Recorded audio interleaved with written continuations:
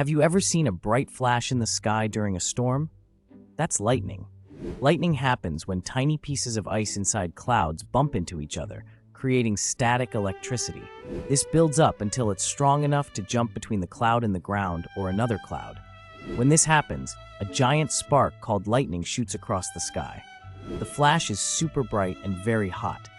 The heat makes the air expand quickly, causing a loud sound we call thunder. So, lightning flashes first, then thunder follows. That's what makes storms so exciting.